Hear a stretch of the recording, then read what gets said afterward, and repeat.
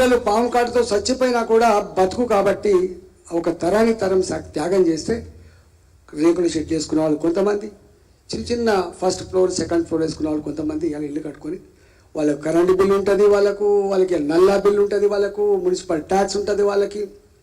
ఇవాళ ఆ బోయినపల్లిలో 200 ఇండ్లకి ఇవాళ వాళ్ళు నోటీసులు ఇచ్చారు. దాని పేరు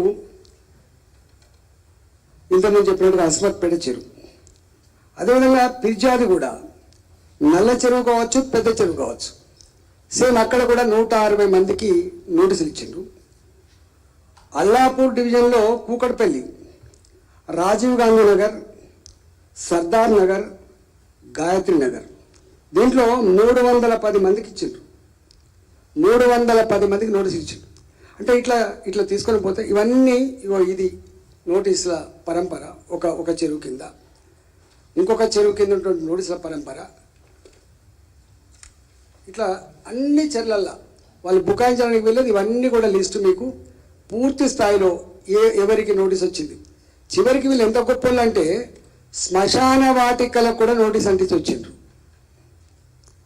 దేవాలయాలకు కూడా నోటీస్ అంటించి వచ్చిండ్రు, కమ్యూనిటీ హాల్లకు కూడా నోటీస్ అంటించి వచ్చిండ్రు. అంటే ఎంత గొప్ప తెలియకలవుడు, ఎంత సమాజ ఉద్ధారకుడు ఈ రేవంత్ రెడ్డి.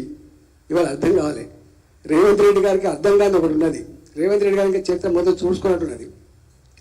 1976 1976 ఎమర్జెన్సీ చీకటి రోజులు అవి. ప్రెస్ లేదు ఆనాడు, వార్తలు లేవు, మాట్లాడే నాదులు లేడు, ప్రశ్నించే జైలపాలైన రోజులలో ఓల్డ్ ఢిల్లీలో టర్క్మన్ గేట్ 100,000 పేదల గుడిసెల్ని 10 బుల్డోజర్తో అవి నెట్టేస్తున్నప్పుడు వాళ్ళు చేసిన ఆర్తనాదాలు, మా ఇళ్లను కూల్చకండి, మమ్మల్ని జీవించే అవకాశం కల్పించమని చెప్పి వాళ్ళు కోరితే 100 మంది పోలీసులు వాళ్ళ మీద ఫైరింగ్ చేస్తే 10ల సంఖ్యలో చచ్చిపోయింది ఆనాడు. ఎవరి కోసం? ఆ ఢిల్లీలో మారుతి కంపెనీ ఆనాడు కార్ల ఉత్పత్తి కోసం వేల పేదల కుటుంబాల గుడిసెల్ని కూల్చివేసినటువంటి నీచపు చరిత్రకు వారసులైనటువంటి కాంగ్రెస్ పార్టీ రేవంత్ రెడ్డి ఇవాళ ఆయన మాట్లాడతాడు. ఇవాళ నేను శ్రీకృష్ణుని అర్జునుని అవతారం ఎత్తినని మాట్లాడితే ఎట్లయితుంది? నేను ఒకటే సింపుల్గా అడుగుతున్నా. ఇవన్నీ